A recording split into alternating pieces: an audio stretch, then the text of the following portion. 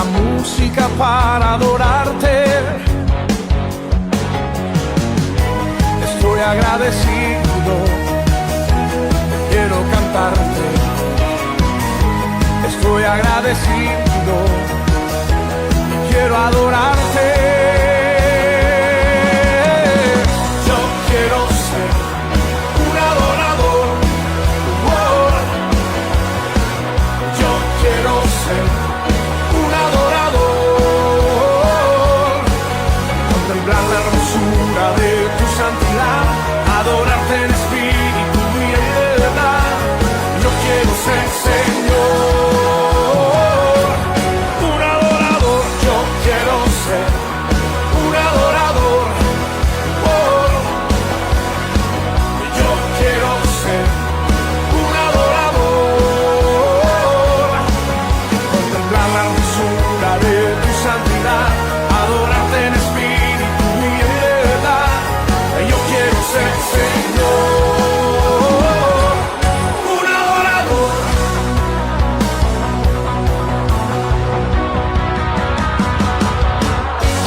Tú diste al hombre un lenguaje muy bello. Tú nos diste la música para adorarte. Estoy agradecido, quiero cantarte. Estoy agradecido, quiero adorarte. Yo quiero ser un adorador. Yo quiero ser un adorador. Contemplar la hermosura de tu santidad, adorarte en espíritu y en verdad. Yo quiero ser, Señor, un adorador. Yo quiero ser un adorador. Yo quiero ser un adorador. Contemplar la hermosura de tu santidad, adorarte en espíritu y en verdad. Yo quiero ser, Señor, un adorador. Buenos días, hermanos, es un gusto y un privilegio poderles saludar a cada uno de ustedes. Esperamos que se encuentren bien. Espero que tenga ya un cafecito, un tecito caliente, que tenga también preparada su Biblia, un cuaderno, una hoja, un lapicero para poder aprender en esta mañana más de la palabra del Señor. Es un gusto poderles saludar a cada uno de ustedes. Esperamos que se encuentren bien, que tengan paz, bendición en medio de estas circunstancias difíciles. Es un privilegio poderles saludar y llegar a sus hogares, donde quiera que ustedes se encuentren, por estos medios. Es una bendición.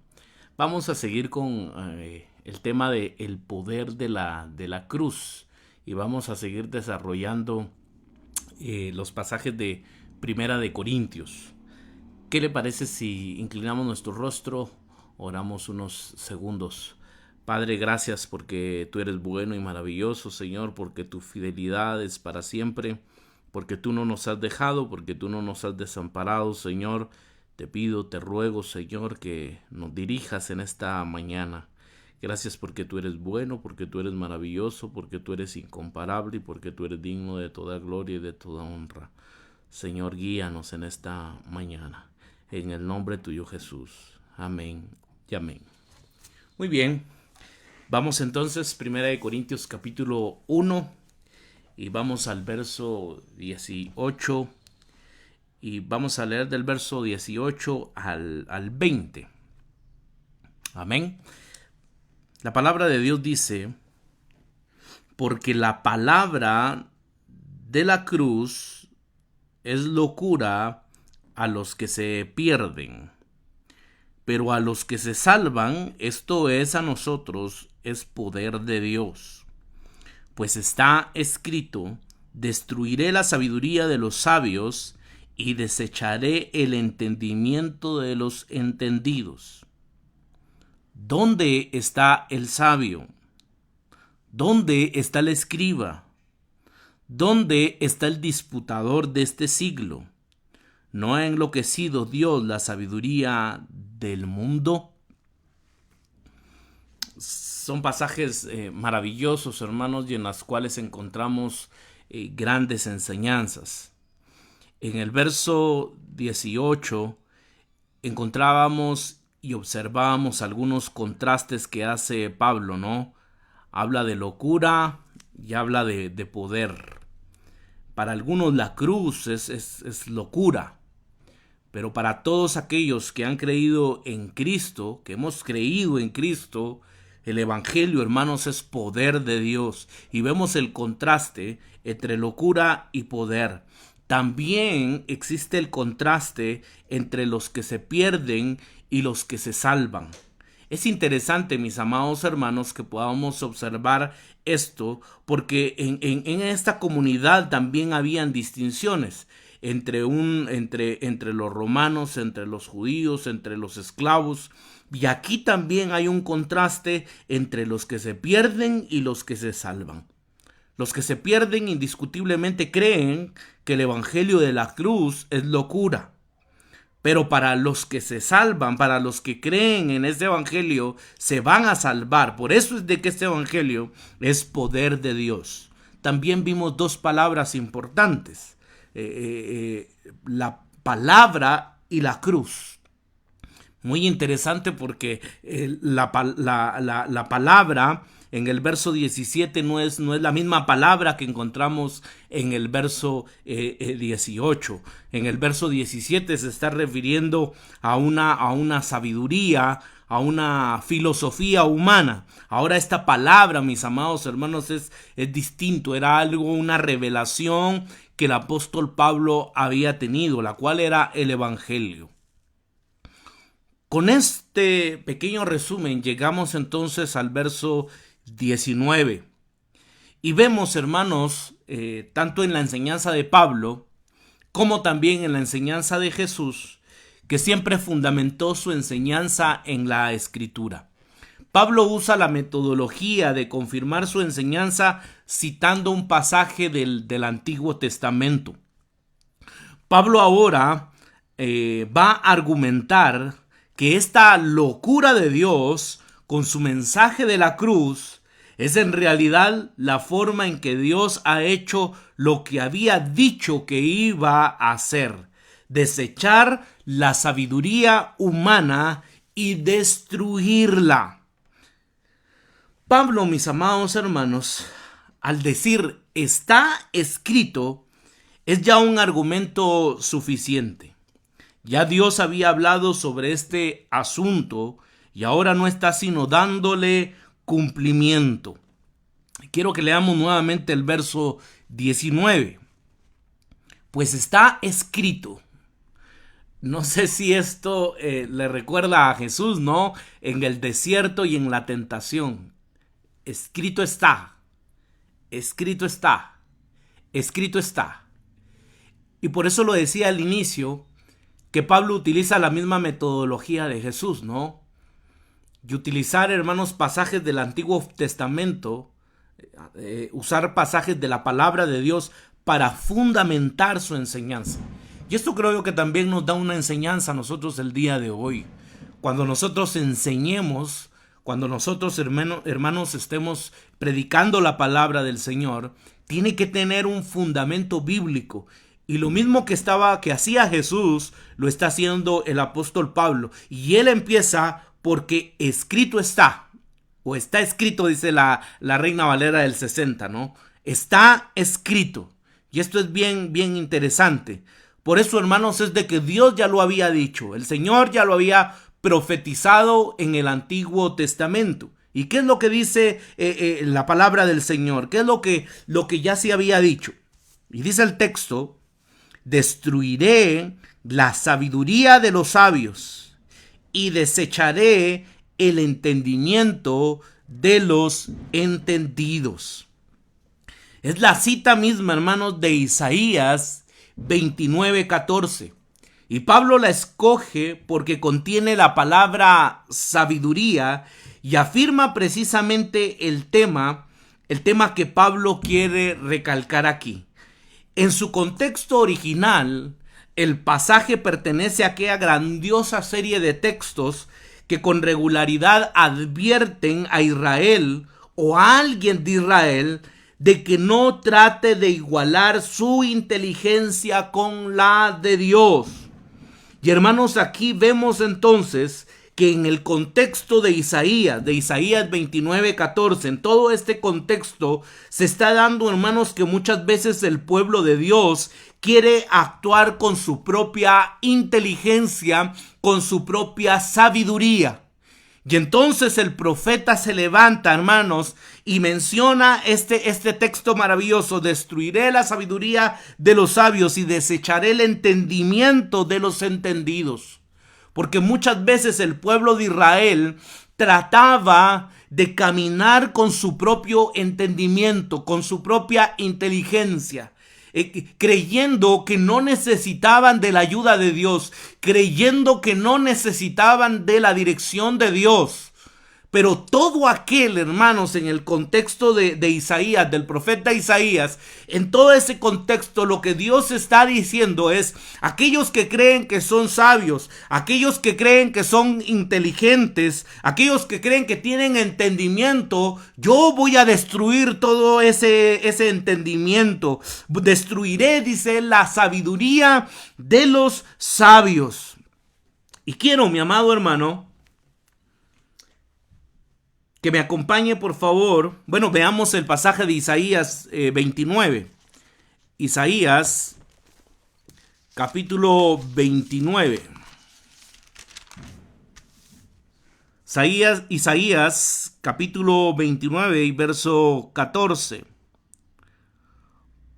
Por lo tanto, he aquí que nuevamente excitaré yo la admiración de este pueblo con un prodigio grande y espantoso, porque perecerá la sabiduría de sus sabios y se desvanecerá la inteligencia de sus entendidos.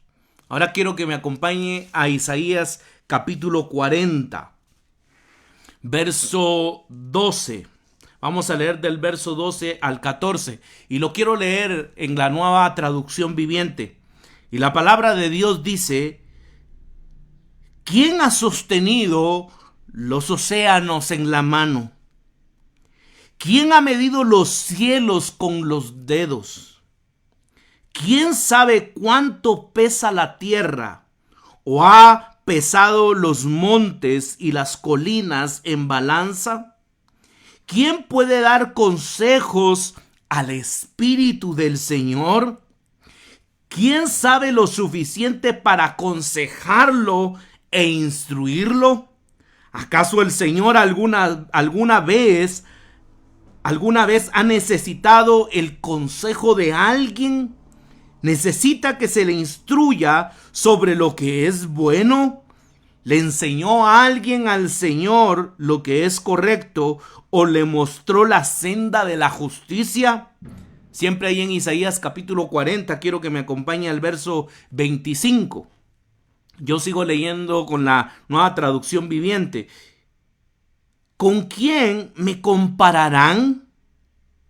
¿Quién es igual a mí?, pregunta el Santo. Hermanos, qué preguntas tan profundas. Y esto, hermanos, nos recuerda también al libro de Job, ¿no? Y donde Dios se le presenta a Job también y le hace estas preguntas tan profundas. ¿En dónde estabas tú, verdad? Cuando yo estaba fundando el mundo. Y para esto podemos leer, usted lo invito a que lea el libro de Job capítulo 38, capítulo 38 al 42, y se va a dar cuenta, hermanos, de esas preguntas que hace el Señor, y Dios sigue hablando a través ahora del profeta Isaías, y hace estas preguntas tan profundas. ¿Quién sostiene los océanos con la mano? ¿Quién ha medido los cielos con los dedos?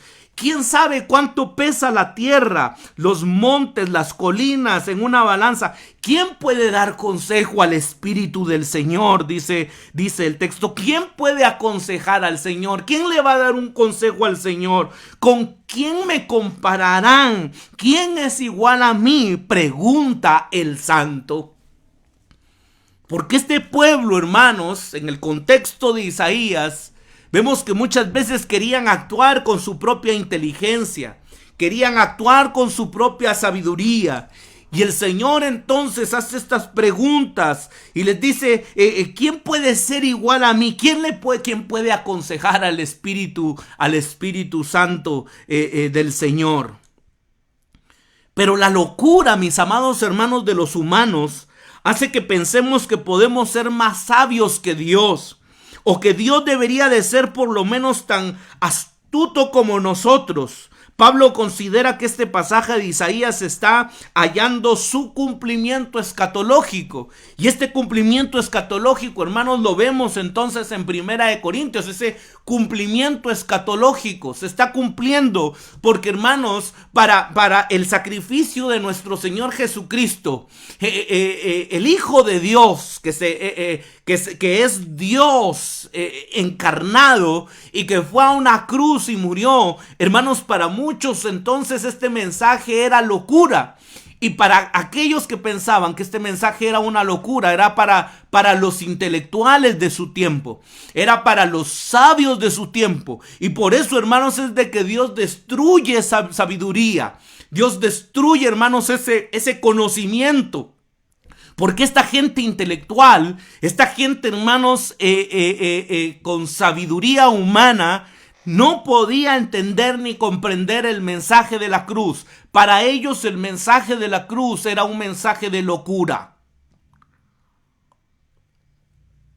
En la cruz, hermanos, esa gran vuelta al revés que se había prometido por medio del profeta ha sido desplegada ante los ojos humanos en forma suprema. La profecía prometía que Dios destruiría la sabiduría de los sabios. Quiero que me acompañe nuevamente a Isaías capítulo 29, pero ahora lo voy a leer con la nueva traducción viviente, y voy a leer el verso 13 y 14. Y la palabra de Dios dice de esta manera, Isaías 29, vamos a leer los versículos 13 y 14. Así que el Señor dice, este pueblo dice que me pertenece, me honra con sus labios, pero su corazón está lejos de mí, y la adoración que me dirige no es más que reglas humanas aprendidas de memoria. Verso 14. Por esa causa, una vez más, asombraré a esos hipócritas con maravillas extraordinarias. La sabiduría de los sabios pasará y la inteligencia de los inteligentes desaparecerá. Perdón. Poderosos consejos, hermanos, del rey Ezequías, que no escuchaban, poderosos consejeros, del rey Ezequías, que no escuchaban la voz del Señor, que darían comprensión y salvación a sus escogidos, a los sordos y a los ciegos y los pobres. El libro de Isaías, vamos al capítulo 29 y vamos a leer el verso 18. Y dice la palabra de Dios: en aquel tiempo los sordos oirán las palabras del libro, y los ojos de los ciegos verán en medio de la oscuridad y de las tinieblas. Esto es maravilloso, hermanos, porque los reyes tenían a sus consejeros, tenían aquella gente que era sabia, que era inteligente, que tenían conocimiento, pero no podían, hermanos, en el caso ya de Primera de Corintios, regresemos a Primera de Corintios, en el caso de los griegos, por ejemplo, hermanos, estos hombres que eran conocidos por la filosofía, no podían entender el mensaje de la cruz. Y el verso 20 hace una serie de preguntas retóricas. Cuando me refiero a preguntas retóricas, hermanos, es de que estas preguntas tienen una respuesta ya implícita. Y dice el verso 20, ¿dónde está el sabio? ¿Dónde está el escriba? ¿Dónde está el disputador de este siglo? ¿No ha enloquecido Dios la sabiduría de este mundo? Parece que en 1 Corintios a Pablo le encanta citar y aludir a la profecía de Isaías. Dos de las preguntas vienen directamente de Isaías. Y Pablo se apoya implícitamente en Isaías también para la tercera pregunta. ¿Acaso Dios no ha tornado en insensatez la sabiduría de este mundo? El profeta Isaías, hermanos, en su profecía contra Egipto, Isaías pregunta, ¿dónde están los sabios del faraón? Regresemos nuevamente al libro del profeta Isaías. Isaías capítulo 19. Isaías capítulo 19 y vamos al verso 12. Y el profeta pregunta, ¿dónde están ahora aquellos tus sabios? Le está preguntando al faraón. Que te digan ahora o que te hagan saber qué es lo que Jehová de los ejércitos ha determinado sobre Egipto. Y hermanos, esta pregunta dice entonces, ¿en dónde están tus sabios? Le está preguntando al faraón, ¿no? ¿En dónde están aquellas personas inteligentes? ¿En dónde están aquellos sabios? Después, hermanos, en el contexto de la miseria pronunciada contra los asirios, Isaías pregunta, ¿dónde está el escriba? Capítulo 33. Capítulo 33, verso 18. Tu corazón imaginará el espanto y dirá, ¿qué es del escriba? ¿Qué del pesador del tributo? ¿Qué del que pone en lista las casas más insignes? Reflexiona también, hermanos, sobre cómo las fuerzas de Sennacherib, rey de Asiria, sitiaron Jerusalén. Siempre en el libro de Isaías, vamos al capítulo 30. Bueno, usted puede leer en su casa, mi amado hermano, el capítulo 36 y capítulo 37, donde si usted se va a dar cuenta también que se reflexiona sobre las fuerzas, sobre cómo las fuerzas de Sennacherib, rey de Israel, sitiaron Israel. Cuando el ejército, hermanos, asirio sitió Jerusalén, el rey Ezequías confió en el Dios de Israel que lo libró de la opresión. Y dice la escritura, hermanos, que el ángel de Jehová mató 185,000 soldados asirios. Capítulo 37, verso 36. Y la palabra de Dios dice, y salió el ángel de Jehová, escuche esto, y mató a 185,000 en el campamento de los asirios. Y cuando se levantaron por la mañana, he aquí que todo eran cuerpos de muertos. Aquí está hablando de la derrota y muerte de Sennacherib. Esto es impresionante, hermanos. 185,000 muertos. Al reflexionar en este hecho, Isaías se imagina al pueblo diciendo asombrado, ¿dónde está el escriba que debía de contar el tributo impuesto a los judíos? ¿Dónde está el que debía pesar el tributo? ese era el impuesto a los judíos. ¿Dónde está el que debía contar las torres que los asirios pensaban destruir? ¿En dónde están estos sabios? ¿En dónde están estos que habían planificado destruir al pueblo del Señor? Aquellos sabios, aquellos estrategas que habían planificado, mis amados hermanos, para destruir al pueblo de Israel. ¿En dónde están estos sabios? Isaías 33:18 en la Nueva Traducción Viviente dice: recordarán este tiempo de terror y preguntarán: ¿dónde están los oficiales asirios que contaban nuestras torres? ¿Dónde están los contadores que anotaban el botín sacado de nuestra ciudad caída? ¿En dónde están estos hombres sabios, estos hombres poderosos? Pero para los fines de Pablo, el escriba, hermano, se convierte en el experto. Es interesante porque el escriba se convierte en el experto de las escrituras del Antiguo Testamento. Dios promete redimir a Israel diciendo que destruirá la sabiduría de los sabios. Y mediante una pregunta retórica que espera una respuesta afirmativa, Pablo afirma que Dios ha hecho que la sabiduría del mundo se convierta en insensatez. Y esto es tremendo, hermanos, y esto es maravilloso. Porque muchos están probablemente como Sennacherib, ¿no?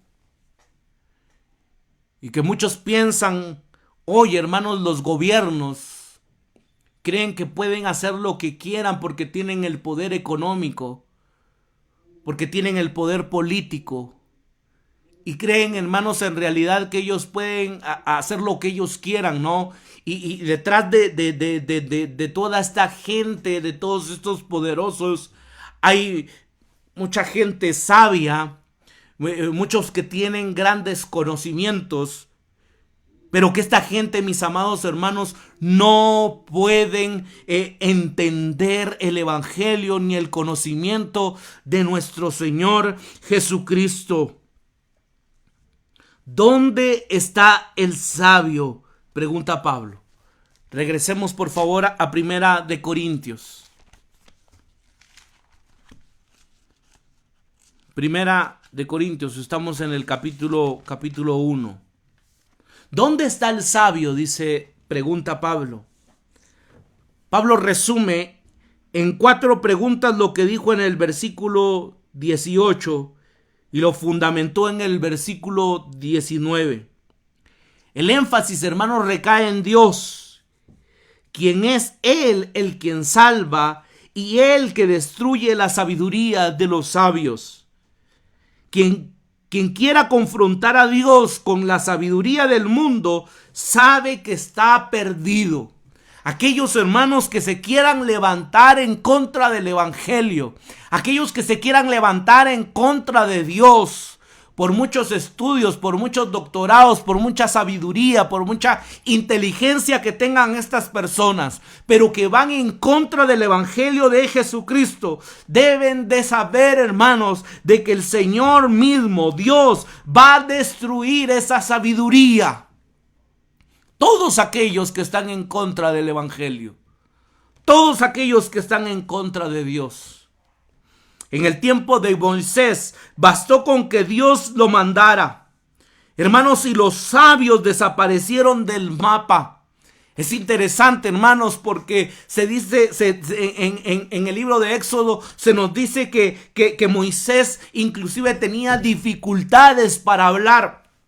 Algo que ya lo hemos visto con Pablo, ¿no? Que probablemente no era un gran expositor, no era alguien tan elocuente, pero era alguien lleno del poder del Espíritu Santo de Dios. Y es interesante porque en el tiempo de Moisés bastó con que Dios lo mandara, con que Dios lo respaldara, con que Dios estuviera con él, con que Dios cumpliera lo que Dios le había dicho a Moisés, y los sabios desaparecieron del mapa. Recuerde, hermano, que Faraón también tenía sus sabios, tenía, hermanos, aquellos hechiceros, ¿no? Y aquellos que también manejaban esas ciencias mágicas. Pero vemos, mis amados hermanos, de que Moisés tenía el respaldo de Dios.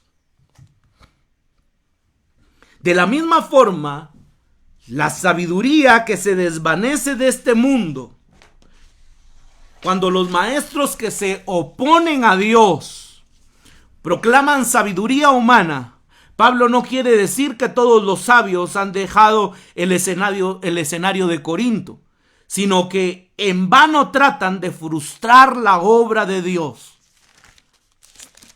Estamos en 1 de Corintios y quiero que me acompañe al capítulo 3 y vamos a leer el verso 19. Lo voy a leer con la Nueva Traducción Viviente. Y la palabra de Dios dice: pues la sabiduría de este mundo es necedad para Dios. Como dicen las Escrituras, Él atrapa a los sabios en la trampa de su propia astucia. En este contexto de Corinto, indiscutiblemente todavía había gente, hermanos, habían sabios que estaban en contra del evangelio, que se oponían al evangelio. Hoy en día, hermanos, se está levantando gente, se están levantando organizaciones en contra del evangelio de Jesucristo. Pero la palabra de Dios dice, hermanos, que las puertas del infierno no prevalecerán en contra de su iglesia. Por eso es que necesitamos el respaldo de Dios. Necesitamos la guianza, que Él nos guíe, así como a Moisés, así como a Isaías, así como estaba dirigiendo al apóstol Pablo. Nosotros, hermanos, necesitamos de esa dirección. Necesitamos de esa sabiduría que viene de lo alto. Necesitamos de su presencia. Porque vivimos en un mundo hostil, ¿no? Y donde mucha gente, hermanos, está en contra del evangelio. Donde para muchos nosotros somos ignorantes. Donde para muchos, hermanos, nosotros somos retrógradas. Pero el poder, hermanos, de la cruz, el poder del evangelio es para salvación.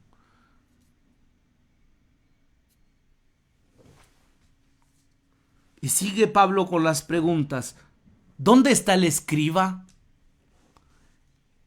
Otra traducción podría ser: ¿dónde está el experto en la ley?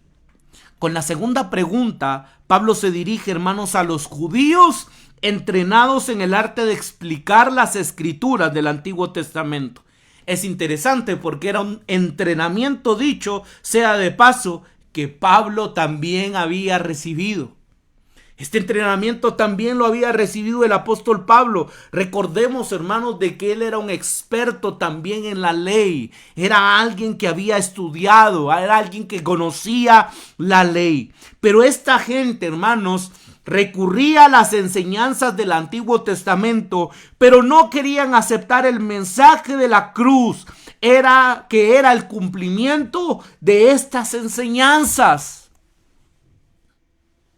Ellos estaban esperando, mis amados hermanos, a un Mesías que viniera a derrotar al imperio romano, ¿no? Un Mesías como un líder político. Y este era el Mesías que ellos estaban esperando, que los librara de la opresión. No estaban esperando a alguien que muriera en una cruz como un delincuente. Por eso es que ellos no podían entender y no querían reconocer este mensaje. No querían, hermanos, reconocer este mensaje que estaba dando el apóstol Pablo. Para ellos, hermanos, este mensaje no lo podían entender, no lo podían comprender. No querían reconocer que era el cumplimiento de la palabra de Dios, que era el cumplimiento de estas enseñanzas. Por eso decía, hermanos, de que en Isaías esto tiene un cumplimiento escatológico, porque aquí, hermanos, porque en la vida de nuestro Señor Jesucristo se cumplió esto, donde dice la Escritura: destruiré la sabiduría de los sabios y desecharé el entendimiento de los entendidos. ¿Dónde está el experto de la ley? Dice el apóstol Pablo. Qué tremendo, ¿no? Yo le ruego a Dios sabiduría. Pues también a los que nos gusta, hermanos, estudiar la palabra de Dios, ¿no? Y poder escudriñar. Ojalá que no nos volvamos como estas personas, llenas de conocimiento, pero que no crean en la palabra del Señor, que en realidad no creamos en el Evangelio de Jesucristo. Es importantísimo, mis amados hermanos, y yo soy creyente, que nos debemos de preparar en la palabra del Señor, debemos de tener conocimiento, pero nunca alejarnos del Evangelio, nunca alejarnos de la cruz, nunca alejarnos del Evangelio. ¿Dónde está el experto de la ley? ¿Dónde está el disputador de este siglo? Otra versión, hermanos, dice de esta manera: ¿dónde está el polemista de este siglo? Es interesante porque usted me va a decir: ¿y qué es eso de polemista? Y es, hermanos, alguien aficionado a polemizar, es alguien polémico.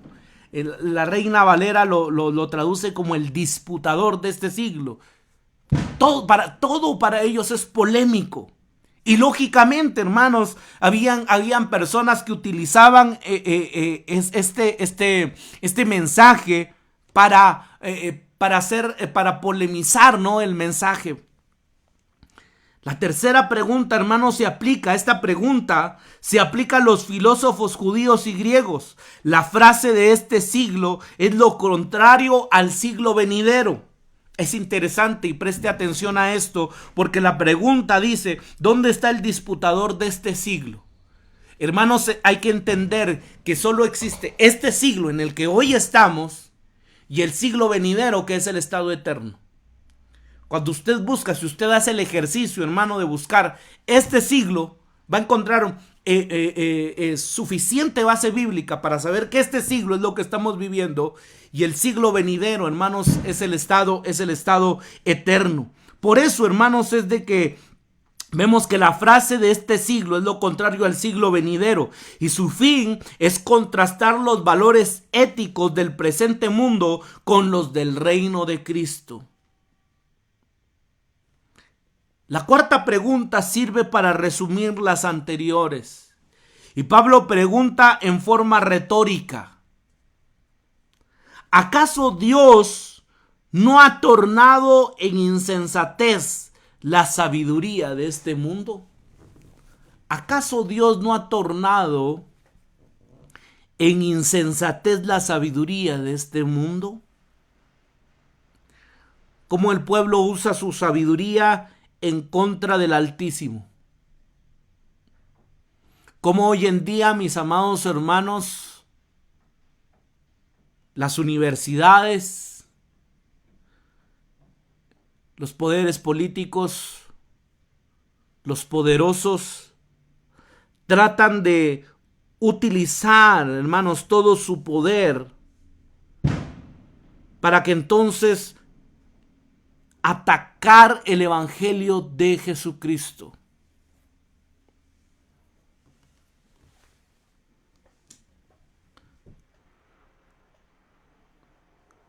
¿Acaso Dios no ha tornado en insensatez la sabiduría de este mundo? Como el mundo usa su sabiduría en contra del Altísimo, Dios hace que la prudencia del mundo se convierta en insensatez, lo que resulta en el fracaso del mundo. Pablo usa el paralelismo hebreo para terminar la tercera y cuarta pregunta. Es interesante porque en esta tercera pregunta, hermanos, se habla dónde está el disputador de este siglo. Y después sigue con la siguiente pregunta: ¿no ha enloquecido Dios la sabiduría del mundo? Aquí, hermanos, este siglo y mundo son sinónimos. La frase este siglo y mundo son expresiones sinónimas. Los corintios deben de darse cuenta de que Dios ha convertido en necedad la sabiduría mundana de aquellos que rechazaron el mensaje de la cruz de Cristo, aun cuando no hayan entendido el significado pleno de la cruz. Es a través de la cruz que Dios ha introducido el siglo venidero que trasciende el presente siglo. Aleluya. Porque este mensaje de la cruz, por eso es poder de Dios. Porque, hermanos, estamos en este siglo presente, ¿no? Y necesitamos ese mensaje de la cruz. Necesitamos, mis amados hermanos, ese evangelio, ese evangelio que es poder de Dios. Porque trasciende, hermanos, para ese siglo venidero, porque nos trae salvación. Por eso es de que Pablo, hermanos, desde el verso 18, habla de los que se pierden y de los que se salvan. Aquí, mis amados hermanos, no hay medias tintas, no. Están los que se pierden y los que se salvan. Aquellos que han creído en el mensaje de la cruz. Aquellos que han creído que el evangelio es poder de Dios. Para ellos, dice la palabra del Señor, es la salvación.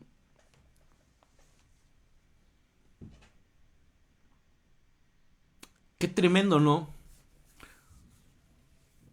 Porque este mensaje, mis amados hermanos, tiene connotaciones eternas. Tiene connotaciones eternas. Y por eso es importante que nosotros tracemos bien la palabra de verdad, la palabra de Dios, porque tiene consecuencias eternas. Y concluyo, hermanos, con esto. Nuestro egocentrismo es profundo. Hoy en día, hermanos, se vive en una sociedad totalmente egocentrista. Muchas veces creemos de que el mundo tiene que girar a nuestro alrededor. Hoy en día vivimos en un mundo totalmente egoísta, donde creemos que el más importante soy yo. Donde hoy a mucha gente no le importa cómo está su prójimo, cómo está el hombre y la mujer marginado, cómo están aquellos que están pasando necesidad. Hoy la gente, hermanos, hoy vivimos en una generación llena de egocentrismo y un egocentrismo profundo. Y esta es una característica del ser humano. Escuche esto, mi amado hermano, porque el hombre es tan brutalmente idólatra que intenta muchas veces domesticar a Dios. Siempre he dicho, hermanos, y hay un falso evangelio donde muchas veces se nos ha enseñado como que Dios fuera nuestro sirviente, ¿no? Y que chasqueamos las manos y entonces el Señor nos tiene que servir. Debemos de saber, hermanos, y conocer que los que somos siervos somos nosotros y Él es el Señor. Y que Él es el Rey de Reyes y Señor de Señores.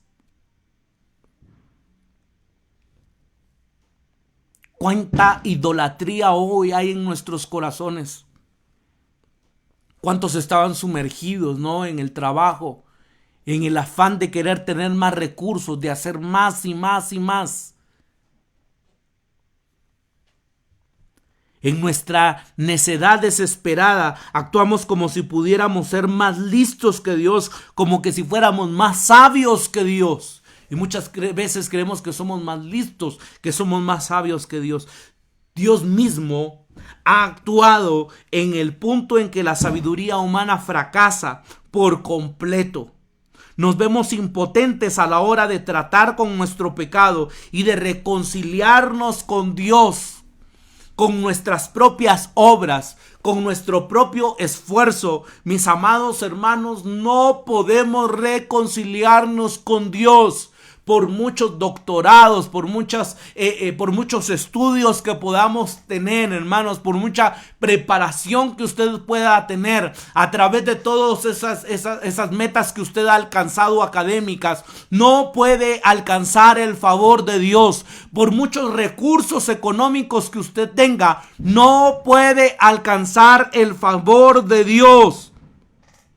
Pero le tengo una buena noticia, porque donde nosotros somos impotentes, Dios es poderoso a través de su Hijo Jesucristo, a través de este mensaje que para muchos es locura, para muchos la palabra de la cruz es locura, pero para nosotros es poder de Dios. El Evangelio, mis amados hermanos, es poder de Dios para aquellos que creen. La cruz es el lugar donde Dios ha destruido de forma suprema, escuche esto, toda arrogancia y toda pretensión humana. Todos aquellos que hemos puesto, hermanos, nuestra mirada en la cruz, todos aquellos que decimos, hermanos, creer en este evangelio maravilloso, no puede existir la arrogancia en nuestras vidas. No puede existir la pretensión humana. Porque Dios, hermanos, ve al arrogante de lejos. Al orgulloso lo ve de lejos. No puede existir arrogancia, pretensión humana. Hoy, hermanos, muchos de nuestros púlpitos, muchas de nuestras iglesias, muchos de los conciertos que se hacen, hay tanta arrogancia, tanta pretensión humana, en vez de saber, hermanos, que el que se merece toda la gloria y toda la honra es nuestro Señor Jesucristo. Nunca, mis amados hermanos, pongan la mirada en un hombre, nunca pongan la mirada en una mujer. Por muy apóstol, profeta, salmista, lo que usted quiera, hermanos, lo que sea, nuestra mirada siempre tiene que estar puesta en nuestro Señor Jesucristo. Tenemos que reconocer, hermanos, que hasta el más grande, entre comillas, el más grande profeta, el más grande apóstol, el más grande salmista, hermanos, nosotros somos siervos, nosotros somos esclavos de Jesucristo. Aquellos que han puesto la mirada en la cruz, aquellos que hemos puesto nuestra mirada en este evangelio maravilloso, sabemos que somos siervos de Jesucristo y por lo tanto no puede existir arrogancia en nuestras vidas, no puede existir pretensión humana.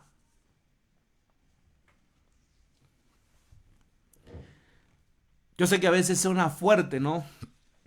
Pero un pastor nos decía, nosotros debemos de reconocer que nosotros somos choleros de Dios, decía él. Nosotros somos siervos de Dios. No es al contrario. Dios no es jamás, Dios va a ser nuestro sirviente. Nosotros somos siervos de Él. Él es el Rey de Reyes, Él es el Señor de Señores. Por eso, hermanos, las preguntas, ¿no?, que hace Isaías son tremendas, ¿no?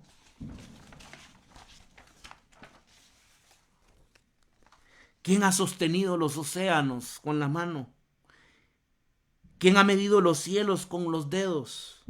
¿Quién sabe cuánto pesa la tierra? ¿O ha pesado los montes y las colinas en la balanza? ¿Quién puede dar consejo al Espíritu del Señor? ¿Quién sabe lo suficiente para aconsejarlo o instruirlo? ¿Acaso el Señor alguna vez ha necesitado el consejo de alguien? ¿Necesita que se le instruya sobre lo que es bueno? ¿Le enseñó alguien al Señor lo que es correcto? y le mostró la senda de la justicia.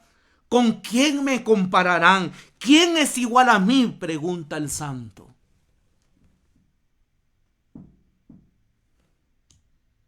Que Dios nos dé sabiduría, amén, para dirigirnos en esta vida. Que nuestra mirada, mis amados hermanos, siempre esté puesta en el autor y consumador de la fe, en nuestro Señor Jesucristo. El Evangelio es poder de Dios y es poder para salvación. Esto trasciende, hermanos, trasciende para la eternidad. Que Dios nos pueda ayudar a cada uno de nosotros. Les enviamos un cordial saludo, reciban un saludo de mi esposa. Es una bendición poderles saludar a cada uno de ustedes. Les invitamos, el día miércoles seguimos con nuestro estudio de Gálatas, del libro de Gálatas.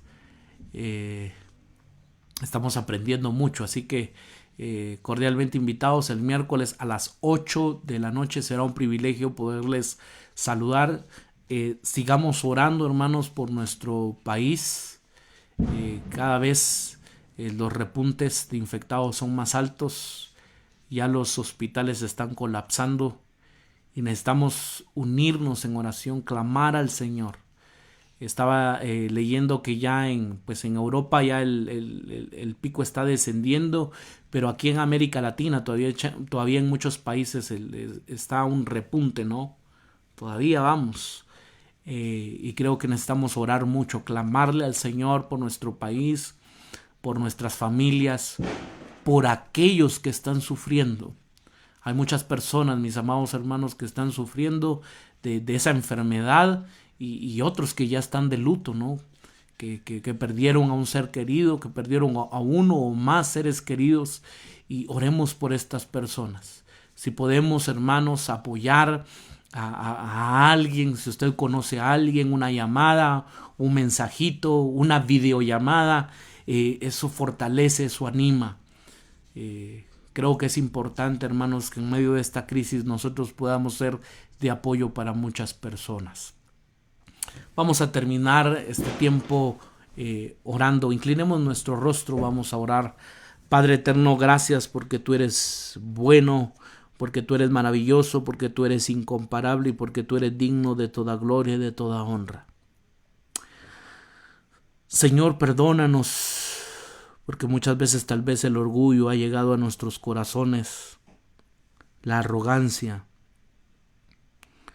porque muchas veces hemos confiado en nuestra sabiduría, en nuestro conocimiento. Pero Señor, te ruego y te pido que nuestra mirada siempre esté puesta en ti, Señor, en la cruz, en esa cruz maravillosa, en ese evangelio que es poder de Dios para salvación. Cumple tu propósito en cada uno de nosotros. Cumple tu propósito en cada uno de aquellos que están escuchando y viendo este mensaje. Te lo rogamos, Señor, te lo suplicamos. Cumple tu propósito en nuestras vidas. Señor, gracias por tu amor, gracias por tu presencia. Gracias, Señor, por tu fidelidad. Porque aunque nosotros seamos muchas veces infieles, tú siempre permaneces fiel. Guárdanos y protégenos. Te pido que mis hermanos tengan una semana llena de éxitos, que sea una semana de bendición. En el nombre de Jesús. Amén y amén. Que Dios les bendiga, que Dios les guarde. Es un privilegio poderles saludar. Que tengan un feliz provecho, una feliz tarde y que tengan una excelente semana. Con la ayuda de Dios nos vemos el miércoles. Bendiciones, mis amados hermanos. Queremos vivir agradecidos, Señor, en cada área de nuestra vida, en cada circunstancia en nuestra vida, Señor. Vivir agradecidos, Señor. Inmerecedor soy de tu gracia y tu perdón, de tu perfecto amor. Indigno soy, no existe nada en mí con lo cual pueda yo pagar tu tierna y dulce paz, tu eterna bondad.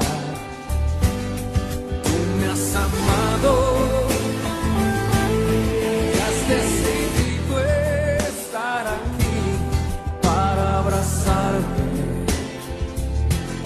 sin recordarme lo que fui, un pecador que de ti su rostro escondió, que no merecía el regalo de tu amor. Yo quiero agradecerte, amarte siempre con gran pasión, como lo has hecho tú. Quiero corresponderte, ser fiel por siempre, con decisión y no fallar jamás.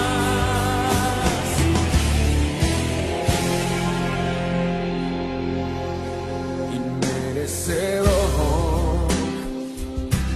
soy de tu gracia y tu perdón, de tu perfecto amor.